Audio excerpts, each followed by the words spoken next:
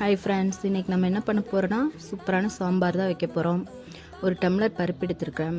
அதை குக்கரில் போட்டுட்டு நல்லா வாஷ் பண்ணிட்டு வந்துடுங்க. அதுக்கப்புறம் பருப்பு முழுகிற அளவுக்கு தண்ணி ஊற்றிட்டு அதை அப்படியே அடுப்பில் வச்சிடலாம். லைட்டாக கொதி வந்தோன்னே மஞ்சள் ஒரு 1/4 ஸ்பூன், ஜீரகம் ஒரு 1/2 ஸ்பூன், அப்புறம் நம்ம ஆல்ரெடி கட் பண்ணி வச்சுருக்கிற அரசாணிக்காய் கொஞ்சம், சின்ன வெங்காயம், தக்காளி 1 எல்லாத்தையும் போட்டு விளக்கெண்ணெய் ஊற்றி மிக நல்லா மிக்ஸ் பண்ணி விட்டுருங்க. மிக்ஸ் பண்ணி விட்டுட்டு அப்படியே மூடி வச்சுருங்க. ஒரு 2 விசில் விட்டோன்னா பருப்போடு சேர்ந்து அந்த காய் வெங்காயம் எல்லாமே நல்லா வெந்துடும். அப்புறம் ஒரு முள்ளங்கி, ஒரு முருங்கைக்காய் கட் பண்ணி வச்சுட்டு இந்த வேக வச்ச பருப்பு எடுத்து அதில் போட்டுட்டு சாம்பார் தூள் 1 ஸ்பூன் போட்டுட்டு நல்லா வேக விட்டுருங்க.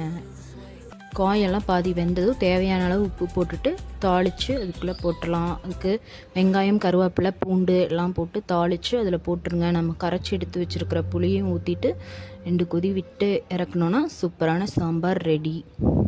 நம்ம சேனலை சப்போர்ட் பண்ணுங்கள். நம்ம சேனலை சப்ஸ்கிரைப் பண்ணாதவங்க சப்ஸ்கிரைப் பண்ணுங்கள். நம்ம வீடியோஸ் ஷேர் பண்ணுங்கள். தேங்க்யூ.